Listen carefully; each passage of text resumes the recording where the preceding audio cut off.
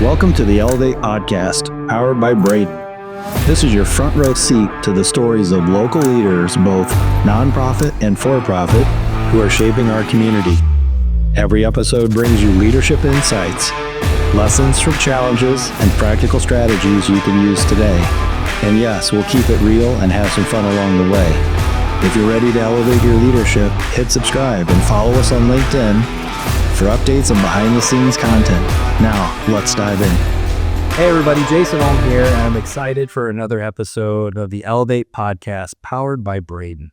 And I've got a friend with me who I've met over the years, and I always learn something new every time I talk to her.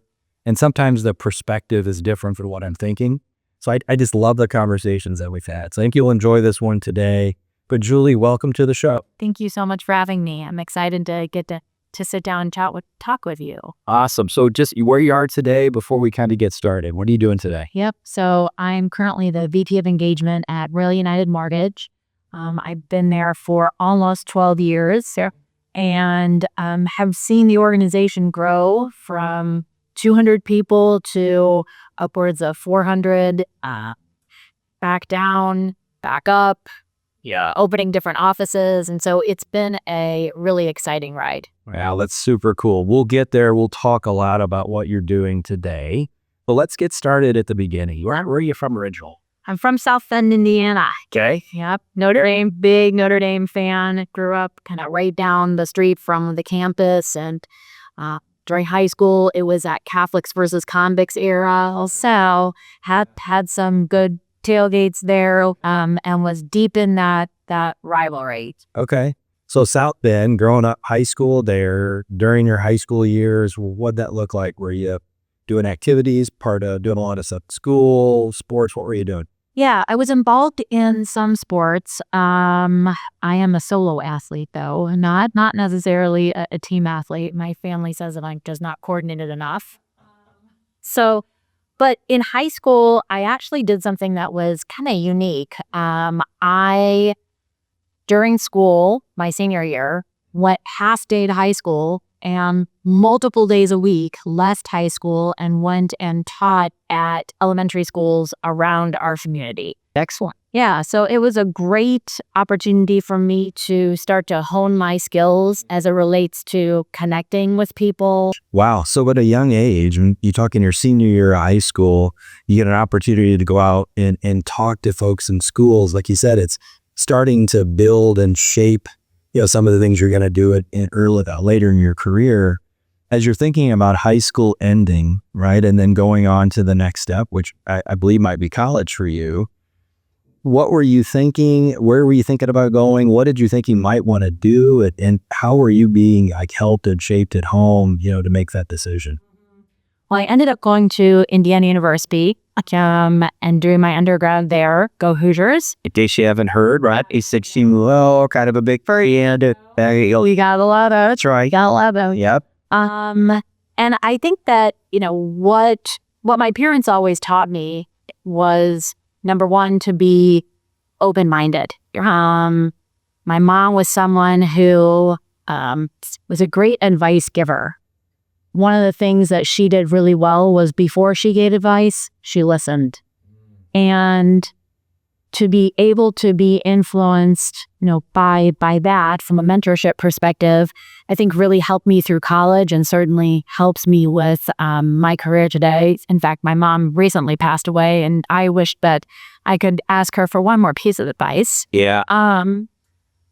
From my dad, he also influenced me in helping to shape my career by really talking about empathy quite a bit.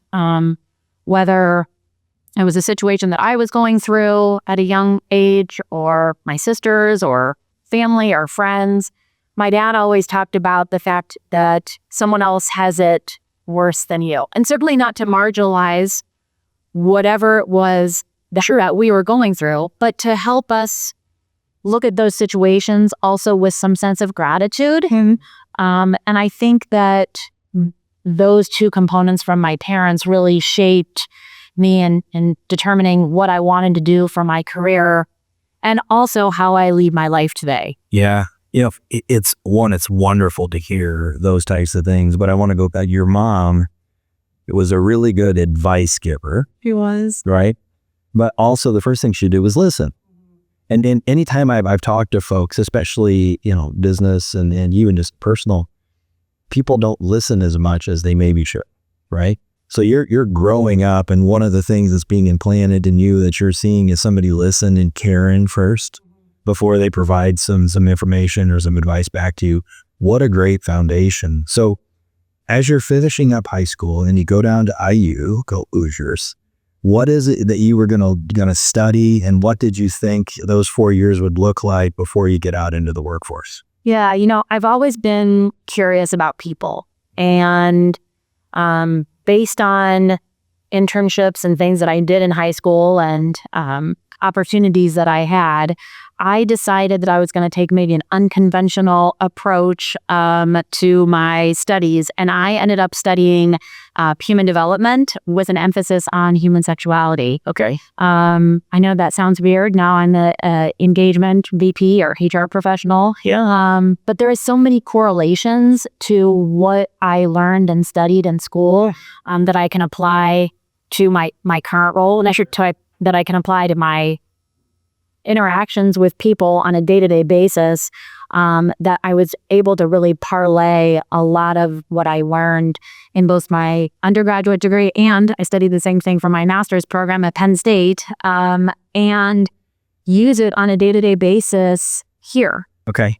Gotcha. So when you're at IU and you're studying and you're going through that process and learning through school, were there internships that you were doing? What did it look like from a work perspective as you began to translate the knowledge you were picking up at school into the business world? What would that look like for you?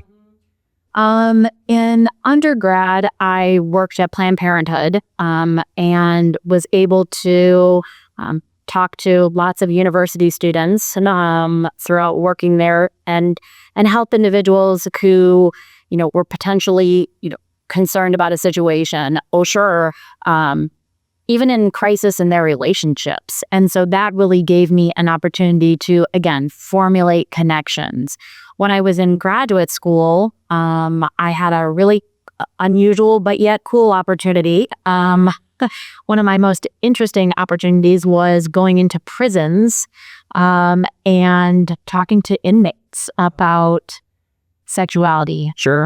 And it was very interesting. It was an all-male prison. I was dressed head to toe. So they said, don't have any of your skin showing. But it was fascinating to hear them talk about how prison had helped them to be able to have more deep connections because they were only there with the other inmates. And not, quote unquote physical connections, but emotional connections. And that was fascinating to me to be able to talk to quote unquote hardened criminals and have them tell me what this experience, taught them. Yeah. And also to reaffirm that we're not defined by our worst mistake or our worst decision. Yep.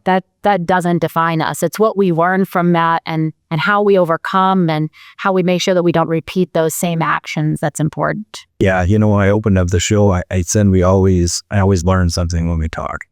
And even just that statement right there, we're not defined by our worst mistake. And I've heard that before, right? But it's to be a college student or maybe, right?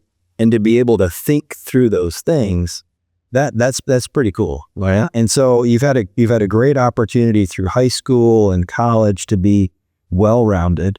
You talked to a lot of folks in the community, right? And every walk of life also. That's what's truly unique. I think in a lot of cases you get kind of stuck in one area and you get to know this, and then that's fine, but you know this area really well. You've really seen by this point in your career, you've seen a whole lot of stuff. Oh, yeah. Right. And so as you're going through and I'm curious, where you talked about your mom and dad being kind of influential when you were in high school, were they part of that story too? Were you going back and talking to your parents during that time, or were they helping you kind of, navigate some of the things you might have seen on a daily basis, or who was maybe guiding or helping you during that time? Yeah, definitely. My parents, professors.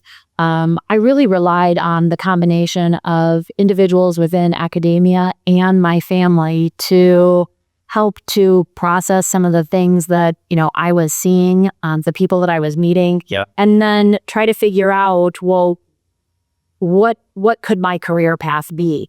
Interestingly, though, right out of graduate school, my career path looked nothing like what I had just spent the last 8 years studying.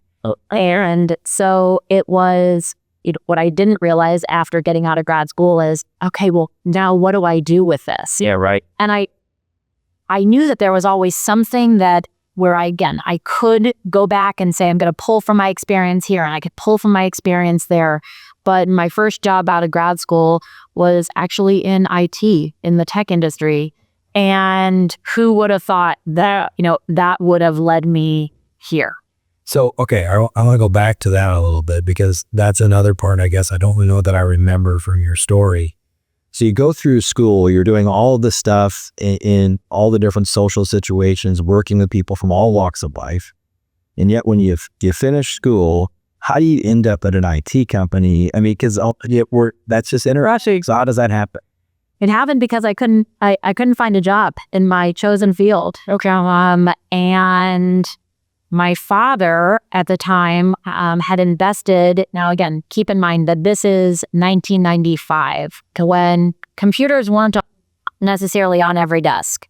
And there was a lack of technology, especially in particular industries. Okay. My father had invested in a software company, a CRM company that sold software to the automotive industry. And if you know anything about the automotive industry, they are typically 4 to 5 to 6 years behind from a technology perspective.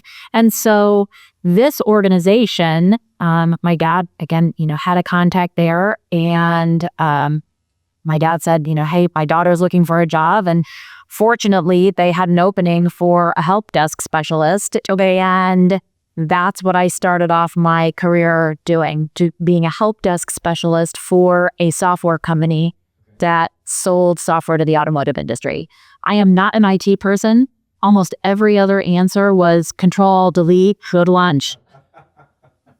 That was my resolution for pretty much everything.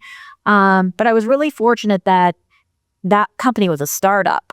And when you're part of a startup, you get to wear many hats. Yeah, sure, mate. And so, again, thinking about my broad experience in terms of people and my curiosity as to how things work, I was able to move. They quickly realized that IT was not my skill set, fortunately for them and for me.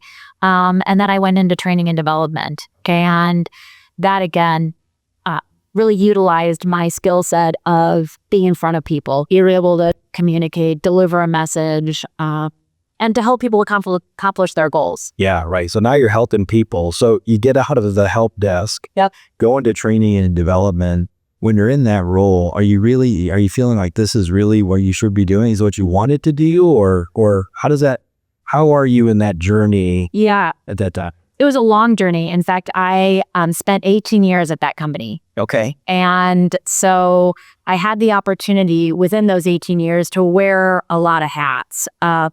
Some that I truthfully wasn't ready for. At a very young age was given a lot of responsibility, which in and of itself, looking back, certainly was a blessing. Sure. At the time that I was in it, freaked the hell out of me. But throughout that 18 years, I was able to transition from IT help desk to training to sales. And it was about 9 or 10 years into it when we had actually acquired some other companies. It had gone from about 75 people to now over 200, where we realized, man, this organization needs a little bit more structure. And so that's when they said, hey, would you be interested in going into HR? Okay. My first response was, hell no, nobody likes those people. I've been here for a long time. We don't have HR. No, nobody wants to talk to. Nobody wants to talk. I mean, I had developed a reputation and I was friends with everyone and people would come to me, or a variety of different things, but I didn't really, all I had that notion of HR in my head was this person who is a roadblock or this person who only engages with people when they're in trouble. And again, thinking back on who was my support at that time when they asked me, do you want to go into HR? I went back and asked the people that I was closest to, which were my parents. And we sat down and really started to talk about what is my skill set? What is my strength? And what had I learned from my previous experiences regarding being unbiased, regarding being non-judgmental, regarding curiosity and listening first. And once I started to really think about that, I realized that I was the perfect candidate for this. I might not do it the same way that other HR professionals at the time were doing it, but I knew I could add value. And that's how I got my start into HR. No kidding, right? So that as you were going through and sharing your story and kind of talking about those things, first thing you said was, hell no, I don't want to do this. Nobody likes those people. But that next part, you had said, well, people were coming to you. Yeah. Right? And I immediately went back to you talking about your mom being a really good listener. And I'm sure that the reason why people would come to you is because you're probably a really good listener. I learned from the best. Right. And so that to me is really cool to see how that kind of just the way you evolved in that company to be able to go now to be able to start to lead HR. And I'm interested. I want to talk a little bit about how you said, I may not do it the way other HR people are doing it, right? At that time, talk about the differences and the way you saw that, maybe how you were going to interact with people or team build. You mentioned part of it was they say no all the time or a roadblock. So in your mind, when you started thinking about HR, how did you think you were going to evolve into something different than what you've seen before?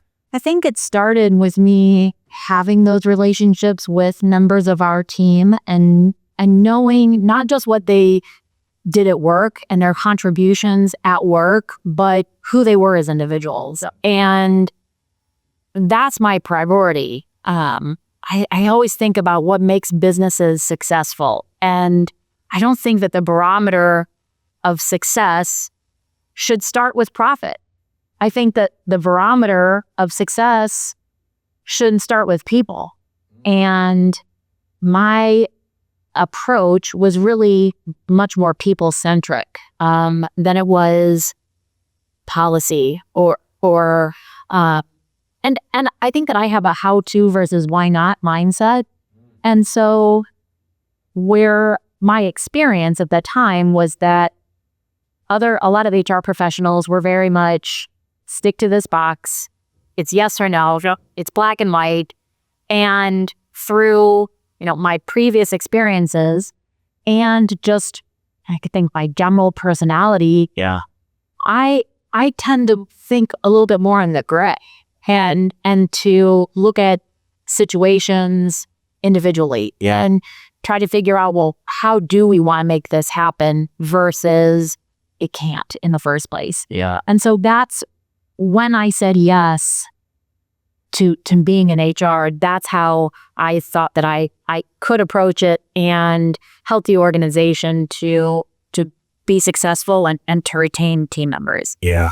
So the title of this episode, I think, is clearly going to be Start with People, Not Profit. That's a great one, by the way. And so that I think makes an awful lot of sense. When you're in that role and you think about traditional HR, when they ask you to be the HR person there, and you're doing things maybe a little bit different than what people had seen, I'm assuming then that the leadership of the organization also had to kind of be on board with where you're taking this. So did you get some rope to go do this stuff differently, or how did that work? I'm just curious, right? That was one of the reasons why I left. Initially, I was given just a lot of latitude and a lot of leeway, and my leaders were extremely supportive. But shortly after I started taking on HR, we were acquired by a parent company that was much bigger than ours, like 6,500. Oh, yeah. So for 200 now, the 65. Yeah, it was, within like an 18-month period that we grew that rapidly. And that organization was based out of Virginia. And so during the last 5 or 6 years that I was there was a ton of turnover at the top, not in our organization, but at the top of the organization. And those individuals who then led us, they weren't great about communicating the why. Right. They weren't great about understanding and communicating a vision and how we as this, cog in their wheel now fit in. And in my opinion, they weren't great about just understanding who our team was. So yeah, one day I just came in and said, I got to pivot. And it was a big change for me. Yeah. Because I left like everything that I had known. Sure, the structure, the people, the job. I left something I was very comfortable in to then go somewhere where I would need to start over. Okay. All right. So after 18 years, you're going to have a fresh start. Yes. Where does that fresh start take you? Where do you go? So I first went to a company that went bankrupt after about 4 months. So that was a tenuous experience there. And then I spent the next 3 months being unemployed. And that was a really tough period in my life. Again, the things I know that I do well have a lot to do with people. And I was now home. And I, had 2 young children and I love them dearly. But they were 6 and 7 at the time. And I know my strengths. I am not cut out to be, a stay-at-home person. I admire people who can. They have a very different skill set than I. But it was challenging. I missed my routine. I was unsure about my future. I felt lost. Yeah. And fortunately, a recruiter called me and talked to me, about this company called Royal United. I didn't know anything about them. Okay. But my first interview, it was just an introductory interview and it sounded intriguing. They talked about the fact that, this was an organization that was big into outreach and giving back. They had strong leadership. They were looking for someone to kind of come in and build something. And so that is what, first interested me, Asher, about the role. Yeah. So Royal United, and were they looking for an HR individual? Is that what they were looking for? They were looking for an HR director. Okay, HR director. All right, so you're coming in, you get started with Royal United, right? Obviously, we know you've ascended to the VP role now. Maybe a little bit about Royal United and what it is you guys do, and then what your role looks like, and kind of maybe the path of going from where you started to where you are today. What's that shape? What's it look like? Yeah. So we're a mortgage company. We help people to, achieve their financial goals. That is what we or who we are, but that's really not what we do. What we do is develop people. We are a people development company, and we just so happen to do that through the selling of mortgages and helping people to refinance their homes, get out of debt, purchase new homes, and live the American dream.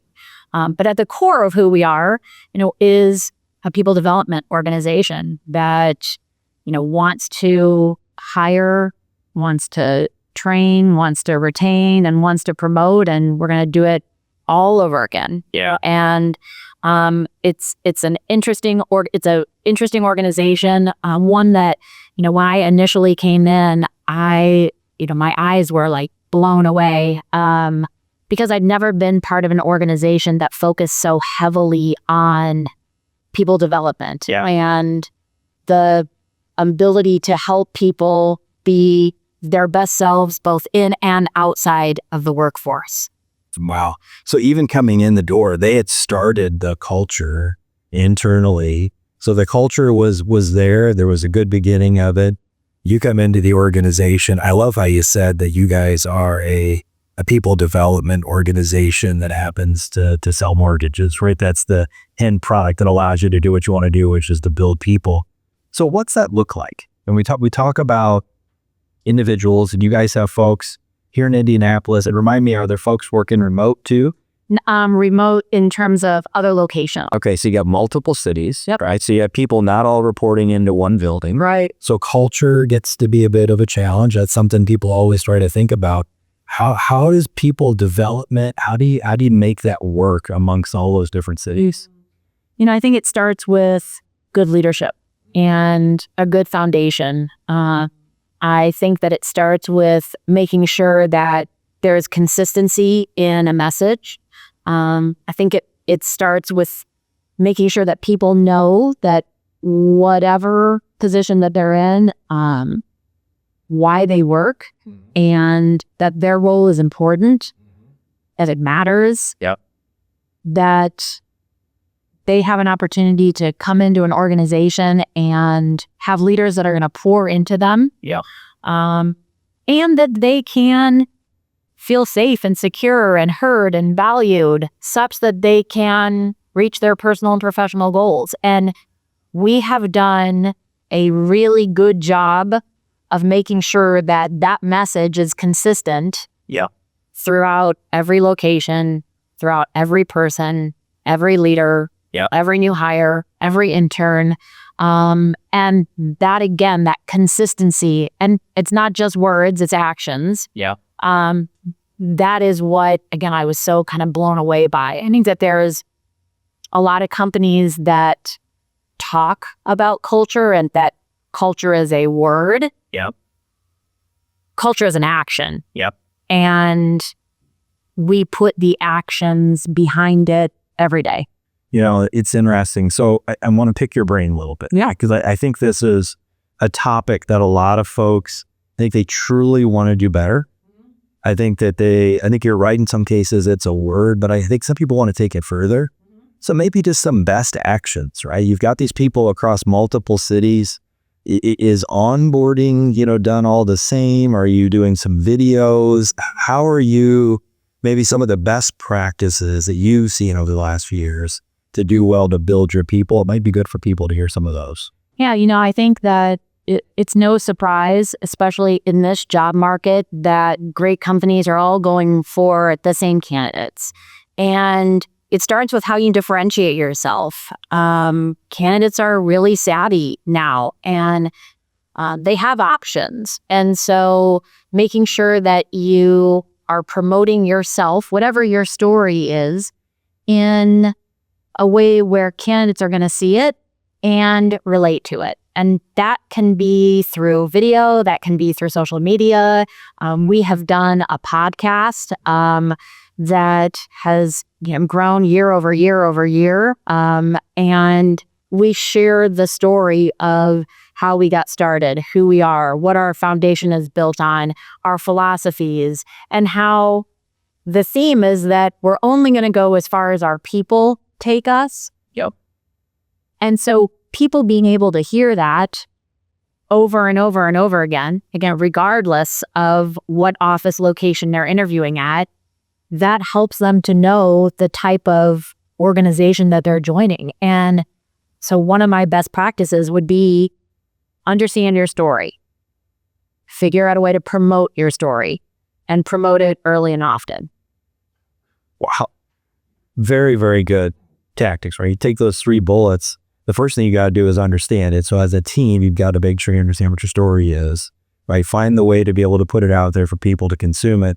I really like the idea of what you're saying to differentiate yourself in the marketplace, because candidates have choices. Yeah, absolutely. Right. And so having them be able to watch, listen, whatever the case is, about the story of the organization, if they're drawn to your organization, that gives you a little bit of an advantage, right? Of those ads. Right. So love that idea.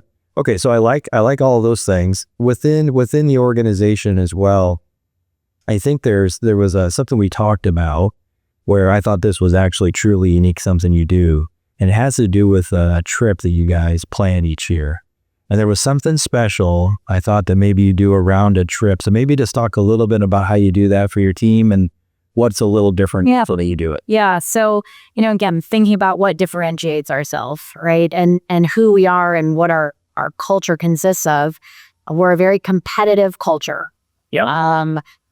When people compete, they like to be recognized. That's right. And so when we think about, what do we do really well? Well, we compete. There's always numbers on every scoreboard and every metric available, day by day, hour by hour, so people know where they stand. One of the kind of most significant things that we do is we have this top producer trip, which actually I just got back from. Okay. And we take our top performers and their a guest, their spouse, their significant other, a friend, a parent, sometimes a child, to an amazing destination. And we have the opportunity to recognize them. Because I know and our leaders know that success doesn't happen alone. Yep. I think about this trip as not only for that top performer, but about the person that supports them on a day-to-day basis. We ask a lot of our team, right? And any successful company asks a lot of their team members. I feel like sometimes that company forgets that there is a person supporting them on the sidelines that deserve some recognition on their own. Yeah. And so it's really important to me to connect with that support system. And so just small ways, that we're able to do that or that I do that is, I wrote every top producer's guest or significant other or spouse or child, like a handwritten note, congratulating and thanking them, bragging about their award winner. Yep. And then thanking them for all they do. Yeah. And, I had an opportunity to write an 8-year-old kid, right, about his mom. That's awesome. I had an opportunity to write a mother about their child. Sure. And I know the power of that. Yeah.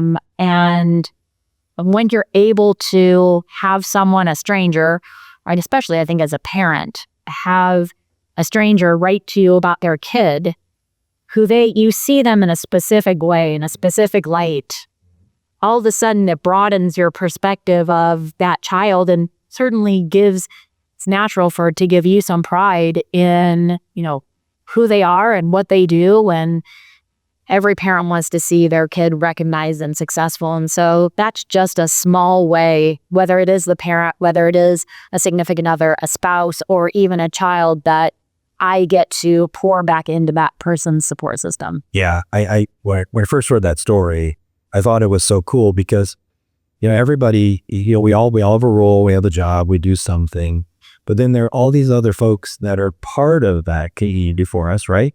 That allow us to be able to do for sure. And recognition for them is something interesting. I could just imagine what it would be like. You mentioned an 8-year-old kiddo being able to write something about their mom, or being able to write somebody's parents about their kiddo. Right. How cool is that? Yeah. That somebody recognizes, we're both parents. Yeah. And to recognize our kids, we see our kids one way. For sure. But when somebody in the business world comes over and says something about your kid, there's this level of pride that just comes over you. That's awesome. Yeah. Or conversely, that 8-year-old child often says to his mom, why do you have to go to work on Saturday? Yeah, right. And so for me to write that 8-year-old child and say, I know your mom works really hard. And I know that there are Saturdays when you want to go and play and she tells you, you know what, buddy, I would love to, but I need to work. Yep. And to understand as much as an 8-year-old can, of course, right, what that mom means to the organization, and that it's not sacrificing time with their child because they don't want to spend time with their kid. It's about making sure that they're doing what they need to do at work so that they can provide for their children. And I think it just frames it up differently. And hopefully the next time that mom, or dad or whomever it is, has to go to work on a Saturday, that child, can kind of refer back and say, well, I understand why mom or dad is doing this. Not that it makes it any easier, but I do think that it's something that kids remember. Sure. And children also see their parents only in one light. Yep. And so to hear from that employer, from that, president or CEO or whomever it is, that mom really makes a difference or dad really makes a difference. Well, that's great for those kids to hear too. Heck yeah. Yeah, I love every second of it. So when you think about what you're doing now, there's been some mentors along the way, I'm sure, right? And so when you talk about how you're pouring back into the organization, you're actually mentoring a lot of these folks, right? Are there mentors you're working with within the organization or folks you're consulting with as you continue to kind of build and shape the community for Royal United?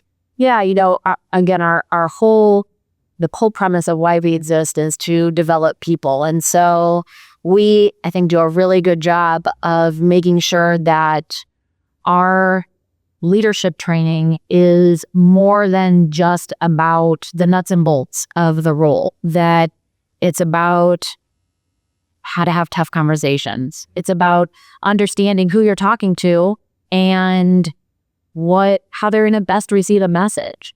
It's about, empathy. It's about inclusion. It's about, so it's more than just the X's and O's about production. It's really about people skills. And so on a daily basis, we're mentoring our leaders. I have a really cool opportunity where I host a women's leadership development group. And so a group of other women and I get together and we are able to look at up and coming women within our organization, identify them, and then go through a mentorship process that happened over the course of 12 weeks where individuals would sign up and then they would rotate from one leader to another based on their specific interests.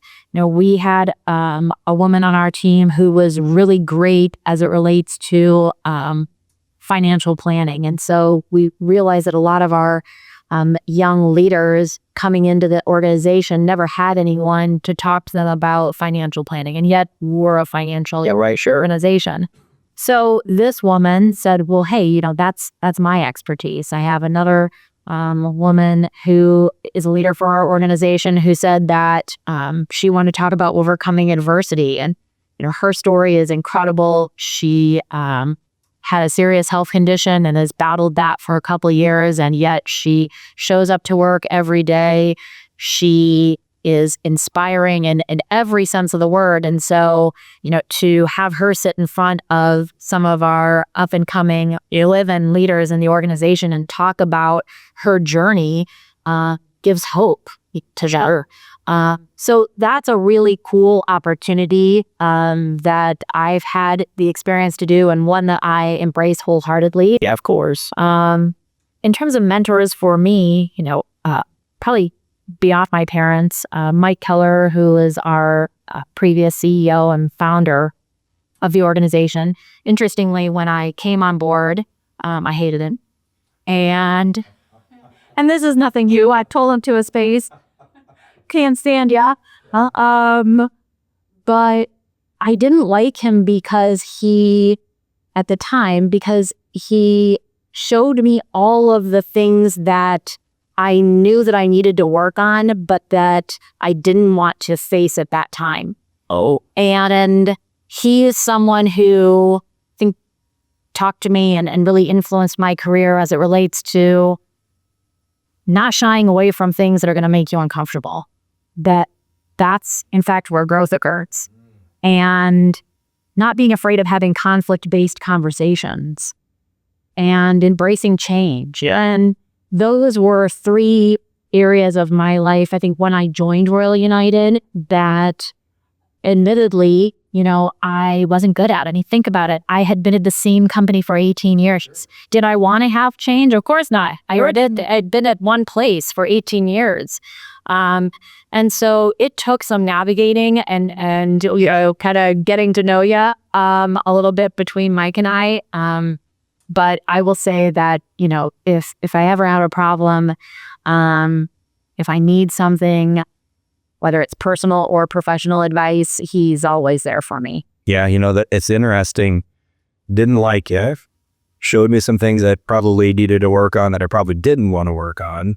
But then you worked on those things, right? And so you saw some change and you embraced it. So, I mean, advice, one of the things before we get into community and talking about charity, I think it would be great. I'm sure there'll be some folks listening to this that are maybe at a point in their career where they're thinking about making some change or doing something different, or maybe they're just coming out of college. Just some advice, because I think what you just shared there to me was one of the better stories of growth in a person that I've heard in a while, because most folks will just shut down when they get some of that feedback as opposed to eventually embrace it. So maybe just some thoughts as you think through, maybe what would you give some advice to those individuals in their career that maybe are looking to make a change or do something different? Yeah, I think that, the first is to be curious about yourself and to ask yourself the tough questions and to be as honest and transparent with yourself as you can. Sometimes we look in the mirror and we tell ourselves the story that we want to hear. I really am, an advocate of making sure that, why I'm weighing out a heavy decision, when I am asking myself, how do I improve, that number one, I'm reflective and I'm self-aware enough to know that, am I telling myself the real story? Or am I telling myself something that's going to lead me down the path of least resistance? Yeah. I think my second piece of advice would be to make sure that we give ourselves some grace. No one is perfect. And people make mistakes. That's okay. Sure. It's what do we do, and how do we learn from them? My third piece of advice would be to understand why you work. And when people are thinking about making a change, I think it's really important to understand at the foundation, what is important to me? Why do I get up every morning? And when you know why you work, coupled with knowing your strengths, I think you're able to put yourself in a position to look for or obtain a role that plays into each one of them. I am fortunate enough, again, I'm very much a people person, right? And the reason why I work is to make an impact in people's lives and remain curious so that I can learn about them and maybe not tell them what to think, but offer them maybe a different way of thinking so that it allows them to be curious. Yeah. Well, putting the two of those things together, that's what I do every day, right? And so whether I was at Rural United or whether I'm at home on the couch, if I'm in this skin, those are things that I'm doing. And so for me, work isn't work. It's just a natural extension of life. Yep. So I think that when people are talking about what is it that I want to do, it's really looking at, again, why do you work? What are your strengths? And does that role complement those two things? Yep. That's not to say that there aren't, parts of my job that, I would rather do without, right? Of course, right? There's parts of everybody's job, but for the most part, it's things I get to do at Rural United, not things I have to do. Yeah. And that's why, I think that I'm, pretty lucky to be in the role that I'm in. What a great story, by the way. And excellent answer. Those three, tips I take are ones that people are going to play back and it really kind of plays into, what you've done over your career. Let's talk a little bit about community. So we talked a lot about culture. I know there's a lot of community inside the business, but what's community look like for you in the business? How are you guys engaged in the community? Yeah, one of the foundations of our organization is our people, our customers, our community. And if it's not related to one of those three things, we don't do it. And from, our infancy, from our start in 2008, we have always been an organization that believes in helping individuals, whether, again, it's through the financial process or through contributions and outreach in the communities that we serve. that's one of the reasons why I joined the organization. Okay. So we are fortunate in the fact that, we have longstanding partnerships with a variety of community organizations in every office location. We are the type of company that knows that we would rather go in and do something in 2 or 3 hours and make an immediate impact. We know that time is really important. And so we give a lot of our time. It doesn't mean that we don't give from a monetary standpoint, but where our focus is the ability to give of our time. It helps not only that organization, but it helps from a teamwork perspective. It helps people getting out in the office and engaging with people that they don't normally get to interact with. And some of those long-standing partnerships are Gleaner's Food Bank, as an example. Yep. We have a partnership with every diaper bank that is in each one of the states or cities that we're affiliated with. That's something that we're really proud of. That's great. And something that really just kind of came up about 4 years ago when I was just reading an article and learned that diapers, as well as feminine products, are not covered under any food stamps. Oh, yeah, that's right. That's right. And, I think about, well, yeah, why wouldn't they be? They're staples, right? They're right. And when new moms, can't afford to put diapers on their children, then, well, guess what? They don't go to work. Yep. Or their kids get sick. And then those workforces suffer, and then the moms suffer, and the kids suffer. And it's just this, all we have to do is, not all we have to do, but one of the basic things that we can do is provide diapers. Wow. And it's really important. I didn't know diapers and feminine products. Yeah. Wait, see, that's kind of basic, right? That's the thing that people need. That's really cool that you guys are doing that from a community standpoint. Makes a lot of sense. And also the other piece that you said, when we talk about time and talent and treasures, those types of things, a lot of companies can write a check, and believe me, giving money to nonprofits is very important. Absolutely. Very, very important. But when you give up your time, if people get out into the community, they start to serve people in the community, it's needed. Those nonprofits need help.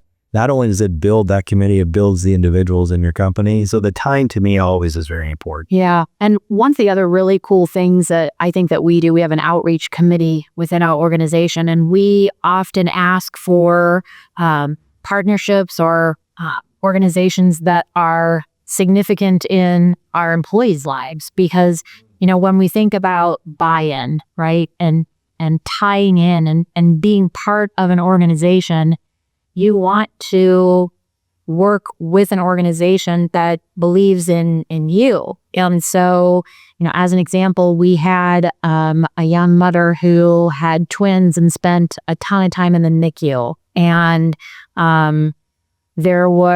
she didn't have, clothes and preemie clothes, and her children spent months and months in the NICU, and she would see a rotation of these same families coming in, and their kids were just dressed in hospital gowns or hospital wear. Yeah. And so one of the things that she asked us was, hey, could we do like a preemie baby clothing drive so that we could give those clothes to those parents so that they could change those children's clothes if possible. Yeah, sure. So that you don't just see your child in hospital, wear on a day-to-day basis. And I had never thought of that. And so, of course we did. And so that was a partnership. I think it was the Little Timmy Project. Okay. That we started because someone was a hand raiser. Yeah, sure. It was important to them. And again, talk about like tying into the organization. Now they felt more committed to the company. Now they felt more ingrained in who we are and the work that they did. Yep. And so every chance we get, if it fits into our pillars of children, education, nutrition, and veteran services, we're all about it. That's awesome. And when you give your team an opportunity to see something, say something, you act on it, right? It actually completes the circle. Those folks are tied more to you. They're tied more to the community. That's ultimately what we want to do. Yeah. Right. And that goes back to the beginning of part of your story is, you're building people, right? And allowing them to be able to build their community. Love that. Let's talk a little tech. Yep. Right. So technology is changing rapidly. The folks that have been on the show, I've got nonprofits, for-profits all over the board. Technology means so many different things. In your business, kind of what's going on? Do you see some changes coming in the future? Just what's happening with technology when it comes to the mortgage business? Yeah, I think that, our IT team is incredible. And one of the things that I actually just learned about that they've been doing is building AI agents for our loan advisors that act as kind of underwriters. Our loan advisors, have an agent where they can put in some of the debt to income ratios and LTVs, and they're able to say, hey, what challenges might this person have in getting financed? What obstacles could they face? It makes for a better experience for our borrower, and it puts that loan advisor, in the driver's seat because they feel more empowered and in tune with what the customer needs. Sure. And so that's been, really incredible. We're also building agents such that we don't have to invest in another high-level developer, right? Another database analyst. Yep. We're investing in AI technology such that we can streamline our business and set out the efficiencies that we have. Yep. And save money and do it faster, easier, and certainly reliably. Yeah, but the other part of that is too, going back to those agents that are helping your loan advisors, it's also providing a higher level of service to your clients, for sure, by speeding up the process, providing them more accurate information more quickly, taking the loan advisor, giving them more data, and speeding up their job as well so they could support more people by leveraging the technology.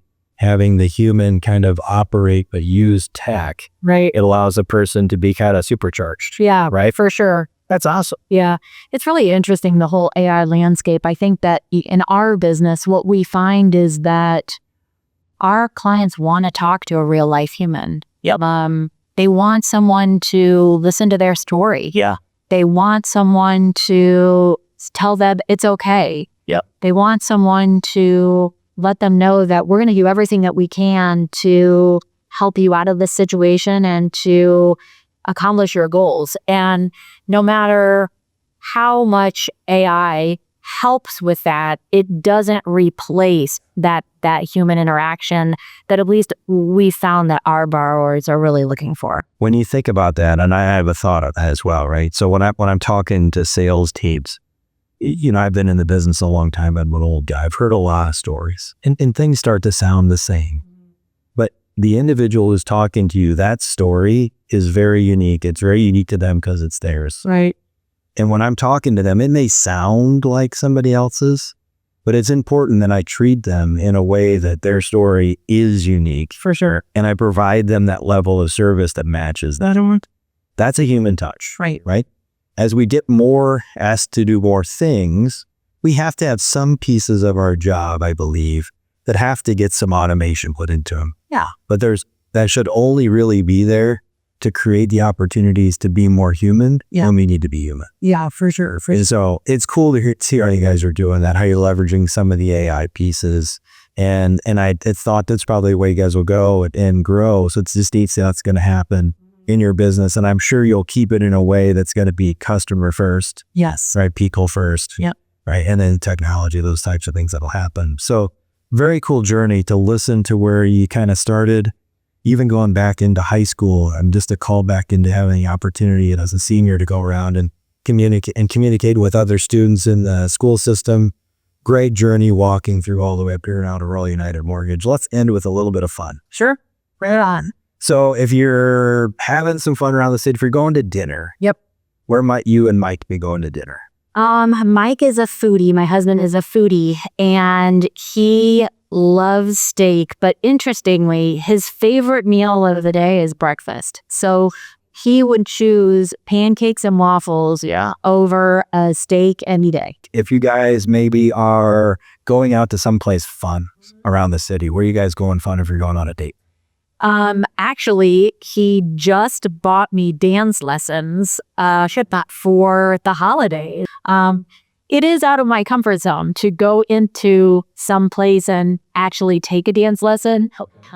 But that is what we're doing on upcoming date nights. In fact, we have our first dance lesson on Tuesday. What kind of dancing? What you would use? It is called like salsa mambo. So it's not like, the waltz, or, certainly not like hip hop or anything. But my biggest like dance moves are, this. So I know that whatever it is that I learn, it's going to be fun and, again, get me out of my comfort zone. Yeah, that's awesome. And to do something different, everybody can go to movie, you can go to different things, but to go dancing, that's how awesome it is for you guys. Yes. So Julie, thank you for sharing your story. Wonderful to hear the journey. I appreciate our friendship. Yeah. And appreciate always learning something new for you. But thanks for being on the show. Thank you, Jason. I appreciate it.